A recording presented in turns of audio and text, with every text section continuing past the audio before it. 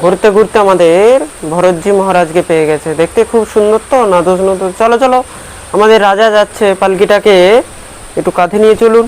চলো ভাই। যদ্যপি পালকি কাঁধে নেওয়া সাধকের কাজ নয়, কিন্তু রাজার সেবা করা প্রজার কর্তব্য ভেবে করলো।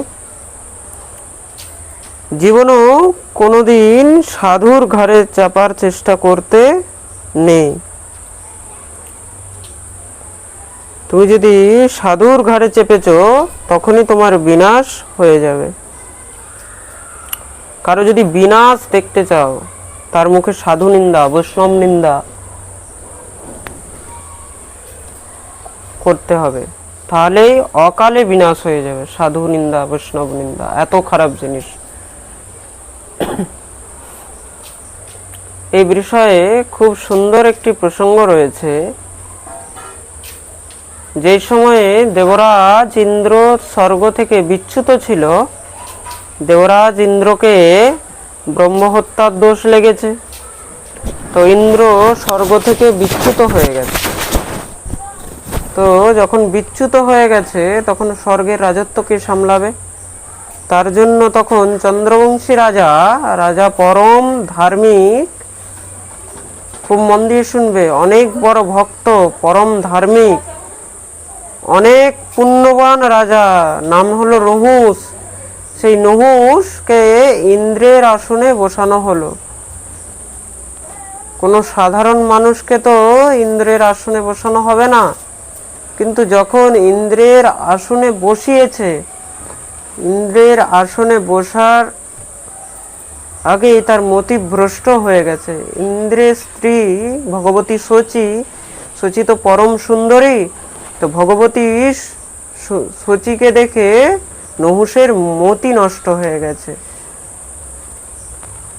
এখন তো ইন্দ্র নেই, তাহলে শচী তো আর এখন একা।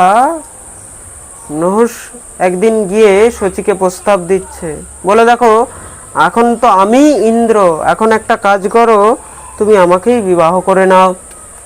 শচী বুঝে গেলেন যে এর মতি ভ্রষ্ট হয়ে গেছে, এর বুদ্ধি ভ্রষ্ট হয়ে গেছে। আর বুদ্ধি ভ্রষ্ট হয়েছে মানে এখন তার পতন নিশ্চিত। মনে রাখবে, মানুষ যখন প্রতিষ্ঠা পায়, পদ পায়, তখন তার মতিও অনেক তাড়াতাড়ি ভ্রষ্ট হয়ে যায়। आस नहीं को जन्मा जग माही, प्रभुता पाई ताही मद नाही। এই জগতের মধ্যে কেউ নেই যে পদ প্রতিষ্ঠা পেয়ে তার মধ্যে কোনো অভিমান করবে না, আসবে না। আসে নাহি কৌ জগমাহি জগমা। জগতের মধ্যে আজ পর্যন্ত কেউ জন্মই নেয়নি যে পদ প্রতিষ্ঠা পাওয়ার পরে অভিমান আসেনি। যেই ব্যক্তি হোক, যে কেউ হোক, পদ প্রতিষ্ঠা পাওয়ার পরে তার মধ্যে অভিমান আসবেই আসবে। আমাদেরই এক ভক্ত, আমাদের মধ্যে একজন ভক্ত আমাদের গুরুদেবের কাছে শিক্ষা গ্রহণ করতো, গুরুজি গুরুজি বলতো। কিছুদিন পরে পাঠ শুরু করলো। এখন পাঠ করতে করতে একজন কেউ হয়তো তাকে বলেছে যে আপনার পাঠের মধ্যে শাস্ত্রীজির পাঠের অনেক কিছু লক্ষণ দেখা যায় ওনার মতন। সে তখন বলছে, উনি তো আমার খুব ভালো বন্ধু, যে কাল পর্যন্ত গুরুজিকে প্রণাম করতো, গুরুজি গুরুজি বলতো, গুরুজি এটা বলুন, গুরুজি ওটা একটু বলুন, গুরুজি এটা একটু বলুন। আজকে পদ হয়ে গেছে, প্রতিষ্ঠা হয়ে গেছে, এবার বলছে যে উনি তো আমার বন্ধু। আসে নেহি কৌ জন্মা জন্মাহি। পদ আর প্রতিষ্ঠা পাওয়ার পরে তখন অভিমান আসবেই আসবে, অহংকার আসবেই আসবে, এটার মধ্যে কোনো সংশয় নেই। তা কেউ বাঁচে? বলে যার উপরে ভগবানের কৃপা থাকে সে হয়তো এই অহংকার অভিমান থেকে বেঁচে থাকতে, আর যে বেঁচে থাকবে মনে রাখবে, जो बच गया वही बच गया।